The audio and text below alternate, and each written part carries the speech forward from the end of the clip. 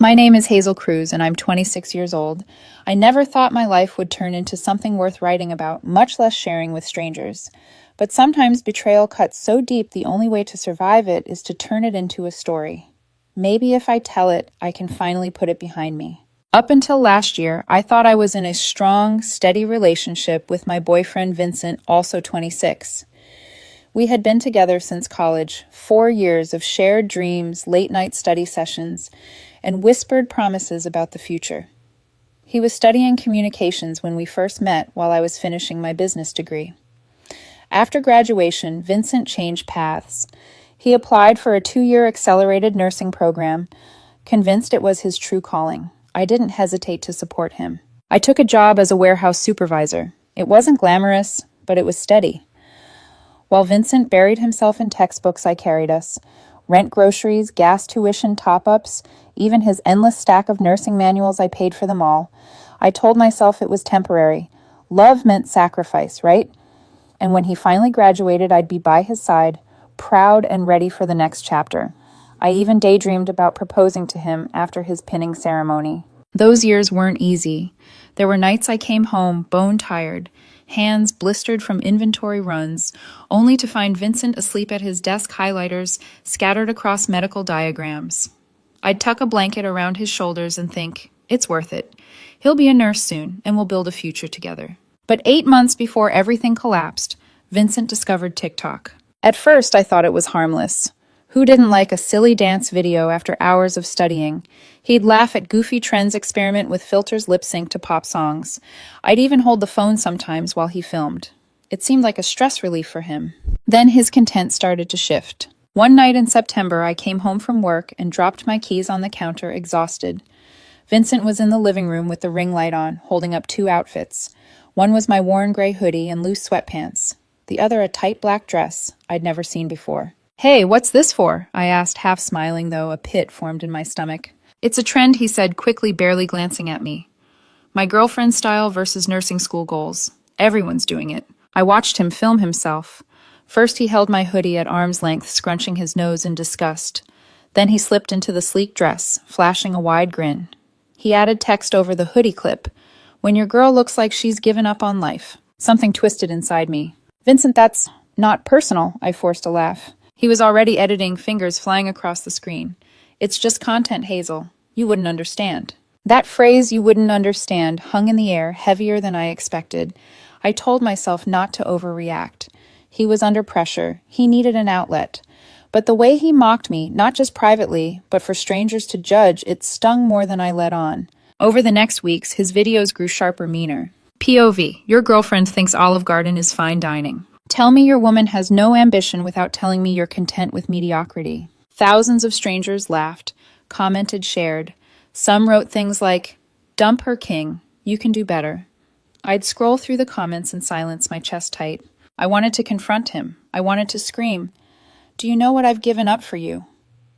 But every time I opened my mouth, I saw the exhaustion in his face from 12-hour clinical rotations and bit my tongue. One night, I found him scrolling through his notifications, grinning. "Chloe says this is hilarious," he muttered half to himself. Chloe. That name had started popping up more and more. She was one of his classmates, loud, ambitious, always posting stories from their study groups. Except the groups often looked like just her and Vincent sprawled across couches with textbooks open, but untouched. "She gets it," Vincent told me once when I asked why he spent so much time with her. "You don't understand the pressure I'm under." Chloe does. There it was again. "You don't understand." I told myself it was just friendship, that after graduation things would settle. But sometimes late at night, while folding his laundry, I'd catch the faintest scent of perfume on his scrubs that wasn't mine. My chest would tighten, but I pushed the suspicion down, burying it under hope. By spring, the tension between us had grown into something I couldn't name, an invisible crack, spreading slowly across the walls of our relationship. I tried to patch it with patience dinners after my shifts, small notes of encouragement tucked into his bag. But each time I caught him laughing at a text from Chloe, I felt the crack widen. The foreshadowing was there plain as day. I just refused to see it. I thought I was building us a future. Instead, I was standing on sand while the tide rushed in. And I had no idea that my upcoming birthday would be the storm that finally swept everything away. If the first TikToks were a slap, the next ones felt like knives. Vincent discovered a rhythm. Mock me, exaggerate it. Let strangers cheer him on. It wasn't just playful teasing anymore. It was ridicule packaged as entertainment. I remember one video in particular. He filmed himself sitting at our dining table, rolling his eyes dramatically, while text appeared. POV, your girlfriend thinks Olive Garden is fine dining. The clip cut to Chloe giggling behind the camera, zooming in on his fake grimace. Vincent leaned close to the lens, whispering, "Some people just settle." I wasn't tagged, but everyone knew. Our friends followed him, some coworkers too. The next morning at the warehouse, a colleague smirked and asked, "So Hazel, how was Olive Garden last night?" I forced a laugh, but my insides crumbled. At home, I confronted him tentatively.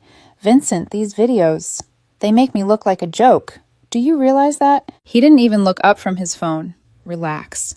It's content. People like authenticity. They want drama humor. You wouldn't understand. That phrase again. You wouldn't understand. Like a wedge between us, hammering deeper each time. Chloe became a regular character in his stories. Study nights where her laugh echoed in the background. Group projects where only she appeared in the frame. Selfies with Vincent captioned, "Grind Partners." I'd watch from the couch as he typed comments under her videos, "Star Student Energy" or "Future Nurse of the Year." Compliments he never spared for me. At first, I convinced myself I was imagining things. Vincent had always been friendly, maybe too friendly, but he wasn't disloyal. He couldn't be. Not after everything I'd done for him. Not after the nights I stayed late at the warehouse just to pay for his textbooks. But then came the nights he didn't come home. One Tuesday, he told me he had a late study session. Midnight passed. 1 a.m. ticked by. At 2:17, the door finally creaked open. He stumbled inside, reeking of alcohol. "I thought you were studying," I said quietly, trying not to sound accusatory. "We did study," he snapped, dropping his bag. Then we went out. "God, you sound like my mom sometimes." I blinked at him, stunned. "I'm just confused. You told me you needed to focus on finals." He smirked. "Chloe gets it. She's in my program. She knows the pressure I'm under." The way he said her name like it carried some secret melody only they shared made bile rise in my throat. I wanted to scream, "I get pressure too. I work 50 hours a week to keep us afloat.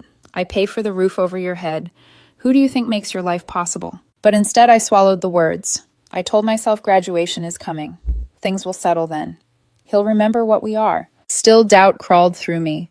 At work, I'd catch myself zoning out while scanning barcodes, hearing Chloe's laugh echo in my head. At night, when Vincent showered, I'd stare at his phone on the counter, my hands itching to check it.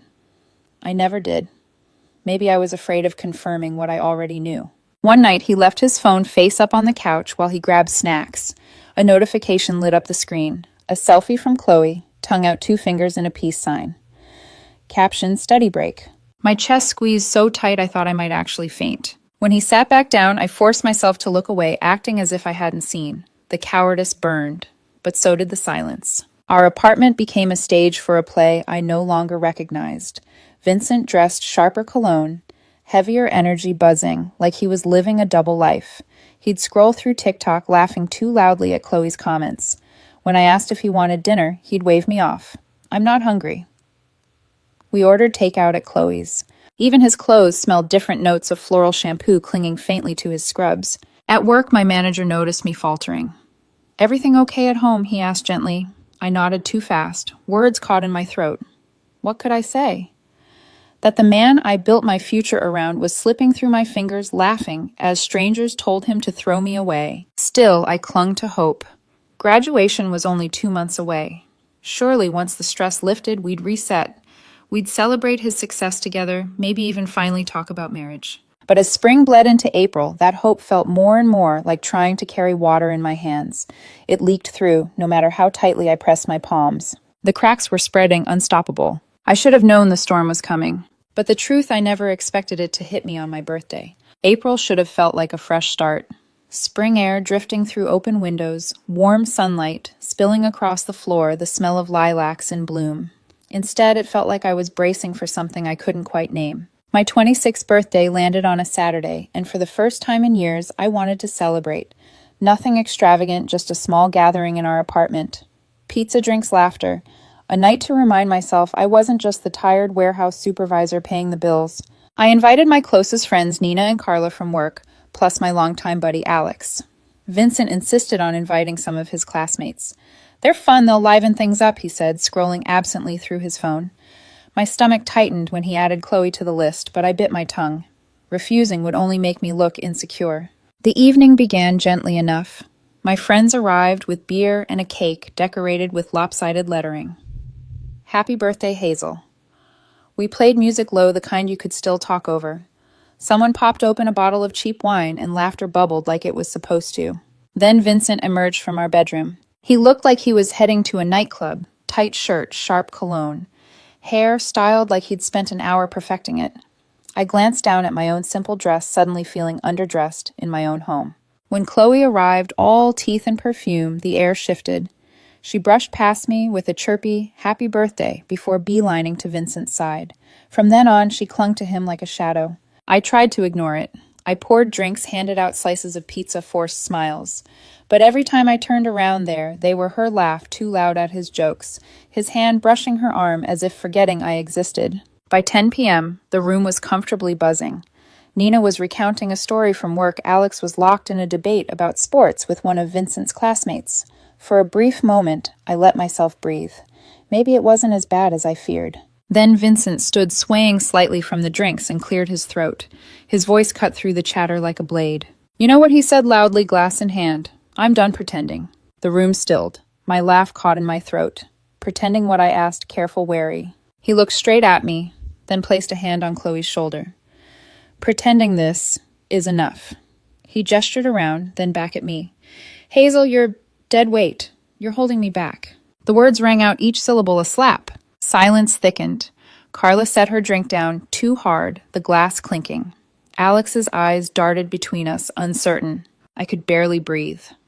Vincent, I whispered. Maybe we should talk about this later. There is no later. His voice rose sharp, fueled by alcohol and adrenaline. You're content managing boxes in a warehouse forever. Chloe and I were going places. She gets me. She matches my ambition. You don't. He pulled Chloe closer, her cheeks flushed, half smiling, as if she wasn't sure how far this was supposed to go. I sat frozen on the couch, beer in hand, heart hammering so hard I thought the glass would shatter in my grip. This was the man I once pictured a future with, tearing me apart in front of everyone. Nina whispered Hazel, but trailed off helpless. Chloe murmured. Vincent, maybe. No, he cut her off, glaring at me. I can't do this anymore. I need someone who doesn't drag me down. Someone like Chloe. The final crack split through me. I stood slowly, forcing my voice steady. If that's how you feel, then go. His lips curled, satisfied. Come on, babe, he said to Chloe. The word babe, like a dagger, twisted into my ribs. He slung an arm around her, guiding her toward the door. They left, just like that. The click of the door shutting echoed louder than any slam. For a long moment, no one spoke.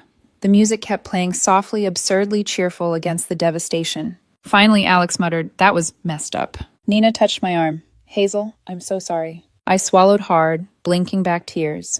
It's fine, I said, though my voice cracked. Can you help me pack his stuff? They exchanged glances, but didn't argue. We moved quietly, gathering Vincent's clothes, his textbooks, his cologne bottles, the little trinkets he'd left on shelves. Every item felt like peeling off a layer of skin, but I kept moving. By 2 a.m., his belongings sat stacked neatly by the front door. My birthday cake sat untouched on the counter, the candles never lit. I changed the locks the next morning. For the first time in years, Vincent Cruz was out of my home, out of my life, or so I thought. The morning after my birthday felt strangely quiet. No hangover, no headache, just an emptiness that rang in my ears like static. I brewed coffee in silence, staring at the boxes stacked by the door. Vincent's clothes, his nursing manuals, the cologne that used to linger on my pillow. Every piece of him now sat outside the frame of my life. At noon, I called a locksmith. By 2 o'clock, the locks were changed. I placed his boxes neatly on the porch with a note taped to the top. Your key is in the blue box. Please don't contact me. Then I blocked his number. Blocked him on every platform. One by one, I erased him from my digital world until only his ghost remained in memory. For 10 days, there was silence. I almost believed he had accepted it. Then the text began. Not from his number, he was smarter than that, but from numbers I didn't recognize. At first, they were short. Hazel, we need to talk. You can't ignore me forever. I made a mistake. Please. I blocked each one, my thumb tapping report spam like a reflex. The messages kept coming. Some long, some frantic. Sometimes he used a friend's phone. Sometimes it was clearly him, sometimes I wasn't sure, but always the same desperate tone. I never replied. At work, I forced myself to focus on schedules and shipping manifests. But at night alone in the apartment, I wondered, was he truly sorry? Or was he just angry that Chloe's attention wasn't enough? I got my answer sooner than expected. Through whispers. Nina came over one evening, her expression guarded.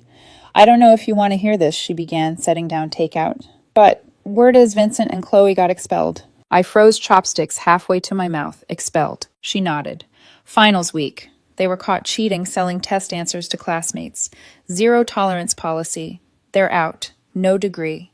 Nothing. For a long moment, I just stared at her. The image of Vincent, drunk on ambition, laughing with Chloe at my birthday, replayed in my head. We're going places, he had said. Now those places had vanished like smoke. 2 years gone, Nina added softly. All that money, all that work, wasted. I leaned back against the couch, heart pounding. I thought I'd feel glee, maybe vindication. But what I felt was complicated. Relief, yes. A strange, bitter justice. But also sadness, because once upon a time I'd believed in him. Later I saw it for myself online. Someone had stitched together clips of Vincent's TikToks mocking me, deadweight girlfriend. Upgrade season. Followed by the headline about his expulsion.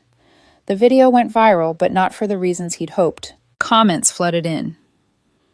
This didn't age well. Guess who the real deadweight was? Karma's undefeated. I scrolled through them with a hollow chest. He had made me the butt of a joke. Now the world was laughing at him. The text escalated. I know you've seen the news. Please, Hazel, I need you. Chloe's gone. Everyone turned their backs on me. You were always real. I'm sorry about your birthday. I was drunk. I didn't mean it. We can start over. Just respond. Each time I blocked the number. Each time the silence after felt heavier. By midsummer, his desperation grew. One message slipped through from an unfamiliar email. I lost everything. Please. You were the only one who ever believed in me. I deleted it. Then came the phone call. I hadn't expected his mother's voice, warm but trembling. Hazel, honey, Vincent's going through a hard time. He made mistakes, yes, but he still loves you. Can't you find it in your heart to forgive him? I pinched my eyes shut, fighting the urge to laugh bitterly. I'm sorry, Mrs. Johnson, but I've moved on. Please don't call me again. You two had such a beautiful relationship, she insisted. He just got lost. He's working retail now, saving to reapply. He needs support. Support. The word cut deep. I had already given him everything, years of paychecks, patience, loyalty. He had turned that gift into ridicule. That night I changed my number. And for the first time in months, the silence held. It was terrifying, but it was also the beginning of peace. I stopped scrolling through Vincent's wreckage online. Stopped wondering if he'd text from another burner. Stopped caring. Instead, I turned inward. To my job, my goals, my own neglected dreams. The man who once called me dead weight had become the one drowning, and I was finally learning how to breathe again. Once the noise of Vincent's desperation faded, my world became strangely quiet. For weeks, I didn't quite know what to do with it. No late-night phone buzzes from unfamiliar numbers. No motherly guilt trips begging me to reconsider. Just silence, thick, unfamiliar, and terrifying. At first, I filled it with work. The warehouse became my sanctuary. I stayed late balancing schedules, reworking supply chains, training new hires. My manager noticed. One afternoon, he called me into his office. Hazel, he said, leaning back in his chair, you've stepped up this past quarter, more than anyone else here. We're promoting you to warehouse manager. I blinked, stunned. For years, I'd been the one holding Vincent's dreams together, never daring to imagine my own advancement. And now, here it was. The raise came with more responsibility, yes, but also validation. I wasn't just dead weight. I was someone worth recognizing. The extra money helped too. By September, I signed a lease at a newer apartment complex across town. Modern, bright, with a pool and a gym I never thought I'd have access to. Carrying boxes into that space felt like walking into a life I'd built with my own two hands. Sometimes late at night on the balcony, I'd sip tea and look out over the city. I'd think about how Vincent used to call me settled, unambitious. And yet here I was, rising slowly but surely. But rebuilding isn't just about work or walls, it's about people. That winter, my sister introduced me to someone. His name was Dylan, a third-grade teacher with soft eyes and a laugh that made you want to lean closer. He's not flashy, my sister teased when she set us up. But he's solid, the good kind of solid. Our first coffee date stretched into hours. He asked me about my job, not with judgment, but with genuine curiosity. He listened, really listened. When I mentioned the consulting I'd started on weekends helping small businesses streamline their supply chains, his face lit up. "That's incredible," he said. "You're basically running two careers at once." It struck me then Vincent had mocked me for the same thing. But Dylan admired it. We began seeing each other more. Simple dates, picnics in the park, quiet dinners where conversation never felt forced. He didn't perform for attention. He didn't broadcast his life online. He was just present. With him, I felt seen, not as a stepping stone, not as content, but as a person. The contrast with Vincent was sharp, sometimes painfully so. Where Vincent's cologne once reeked of nightclub bravado, Dylan smelled faintly of chalk dust and cedar. Where Vincent's eyes always darted to the glow of his phone, Dylan stayed steady, locked on mine. It wasn't perfect, nothing ever is, but it was real, and after everything I'd endured, real felt like a miracle. Still shadows lingered. Sometimes when Dylan laughed, I'd catch a flicker of memory Vincent's smirk at my birthday, the word dead weight echoing in the room. I'd wonder briefly if I'd ever fully shake that night from my bones. But then Dylan would reach across the table, squeeze my hand, and the present would drown out the past. I was healing, slowly but undeniably. By spring, my consulting side business began to grow faster than I'd planned. Word of mouth spread among small companies, warehouse supervisors who knew other struggling managers, owners desperate to save money. Weekends turned into steady contracts. For the first time, I saw a path that wasn't just survival. It was success. One Saturday morning, I stood in my new apartment kitchen brewing coffee. Dylan leaned against the counter, hair mussed, wearing one of my old t-shirts. He looked at me like I was enough as I was not as a version of myself I needed to upgrade. And I realized this was what love was supposed to feel like. No humiliation, no mockery, no begging for scraps of respect. Just presence, safety, growth. The ruins of my old life had been burned to ash. But from that ash, something steadier, something stronger was beginning to rise. I was no longer Vincent's anchor. I was my own. And for the first time in years, I felt light. It was a Saturday morning in June, just over a year since my birthday imploded. The sun poured into my new apartment, the kind of golden light that makes everything look softer, almost cinematic. I was in the kitchen making coffee, humming quietly. Dylan was still asleep in the bedroom, sprawled across the sheets, one arm dangling lazily off the side of the bed. For once, life felt still, safe. Then came the knock. At first, I thought it was a package delivery. I patted to the door mug in hand and pulled it open without thinking. And there he was, Vincent. For a second, I didn't recognize him. His hair hung limp, greasy, pulled back in a half-hearted ponytail. His Target uniform shirt was wrinkled, the red fading. His face, once so full of smug energy, looked puffy, exhausted. His eyes carried dark hollows, and his shoulders sagged, as though the weight of the world had finally crashed down. "Hazel," he said, his voice cracking on my name. "Please, just hear me out." I blinked at him, the steam from my coffee swirling between us. It was surreal, like a ghost had found its way back to my door. "What do you need?" I asked, my voice calm, almost detached. "I need us back." His words tumbled out, rushed and desperate. "I made a huge mistake. Chloe was nothing. You were everything. I see that now." His hands trembled as he spoke. "I'll delete TikTok. I'll support your business. Whatever you want. Just give me another chance." Behind me, I heard the soft creak of the bedroom door. Dylan's voice warm and groggy. "Babe, who's at the door?" Vincent's head jerked up, eyes narrowing. His face crumpled when Dylan appeared barefoot and wearing one of my shirts, rubbing sleep from his eyes. The silence that followed was brutal. Vincent's lips parted, but no words came out.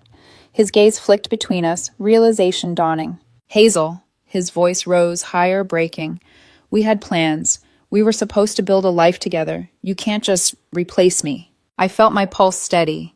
For so long I had imagined this moment, wondered if I'd scream at him, or collapse in tears, or finally get the closure I'd craved. But standing there looking at him unravel, I felt nothing. No anger, no sadness, no longing, just emptiness, where love used to live. "Ma'am," I said quietly. Formal, almost cold, "I need you to leave now." He stared at me, stunned, like the word ma'am had slapped him harder than any insult could. Dylan stepped closer, protective but calm. "Do you want me to call building security?" "Please," I said softly, my eyes never leaving Vincent's. "Wait!" Vincent's voice cracked higher. Desperation spilling out. "Please, Hazel. I lost everything. I'm back at my parents' place. No one will hire me with this record. Nursing programs won't touch me. I work retail now. You have to understand I need you. You're the only one who ever believed in me." His shoulders shook as tears filled his eyes. For a brief second, I almost pitied him. Almost. But then I remembered the night he called me dead weight, the way he had wrapped his arm around Chloe and walked out of my birthday party like I was nothing. And suddenly pity evaporated. "Security will be here in a few minutes," I said, calmly stepping back. "You should go." His eyes darted wildly, searching my face for any sign of softness. When he found none, his chest collapsed inward. He stood there for another moment, shoulders trembling, then turned slowly and shuffled down the hall. Through the peephole, I watched him pause, sag against the wall, and finally disappear around the corner. When I closed the door, Dylan slipped an arm around my waist. "Who was that?" he asked gently. I thought for a moment, then answered honestly, "Just someone I used to know." And I realized for the first time that it was completely true. When the door shut behind Vincent that morning, it felt like the last page of a book I'd been too afraid to close. For weeks afterward, I kept replaying the scene in my head, his sagging shoulders, the way he begged the tears in his eyes. But no matter how many times the memory looped, the strangest part remained the same. I had felt nothing. Not rage, not heartbreak, just emptiness. And in that emptiness, I found peace. Life carried on, but brighter. Dylan and I grew closer with each passing month. He wasn't the type to grandstand or broadcast, but in the quiet ways he showed up for me. He left handwritten notes tucked in my bag. "You've got this." He asked about my consulting projects and celebrated every new contract as if it were his own. He even sat beside me one evening, helping me brainstorm logistics solutions despite not fully understanding supply chains. "See," he said, scribbling arrows on my whiteboard. "If third graders can master fractions, we can figure out inventory flow." I laughed so hard I cried. And in that moment, I knew I had traded cruelty for kindness, and it was the best bargain I'd ever made. By fall, Dylan and I put down roots. We bought a small house together, nothing extravagant but ours. The walls smelled faintly of fresh paint, and the backyard held just enough space for a garden. Standing in that empty living room, boxes scattered, I whispered, "Home." Dylan wrapped his arms around me and kissed the top of my head. Our home. My consulting business flourished too. What began as weekend side work grew into something real contracts, steady enough that I started planning to leave the warehouse and go full-time. For years, I'd carried someone else's dream. Now I was finally carrying my own. Sometimes late at night, I'd think back to that birthday party, to Vincent's words, "You're dead weight. You're holding me back." And every time I realized the truth, the only weight dragging us down had been him. He had mocked me for working a mediocre job, yet that job had built my stability. He had ridiculed me for settling, yet he was the one who settled for shortcuts, lies, and a life that crumbled. The irony was almost poetic. I never saw Vincent again.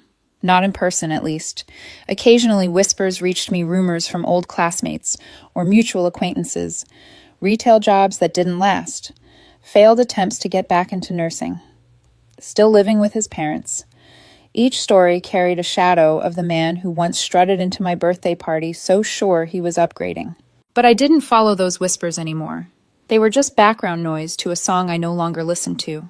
The real music was here in quiet mornings with Dylan in late nights, typing proposals for new clients in the laughter that filled the home we were building together. One evening, curled on the couch with Dylan's arm draped around me, I thought about what I would say to anyone facing the kind of betrayal I endured. And here's what I would tell them. Sometimes the best response to cruelty isn't revenge or anger. It isn't waiting for karma to strike or trying to prove your worth. Sometimes the strongest thing you can do is walk away, to let the trash take itself out while you focus on building something better. Because the truth is, love isn't supposed to feel like humiliation. It isn't supposed to leave you questioning your value. Love, real love, is steady, respectful, supportive. The person who once mocked me as dead weight is now a ghost I barely recognize. And me, I'm not the same woman who sat frozen on that couch a year ago. I am lighter, stronger, whole. And as I write this from the living room of the house, Dylan and I just bought planning a wedding, planning a future. I finally understand moving beyond isn't about forgetting the pain. It's about proving to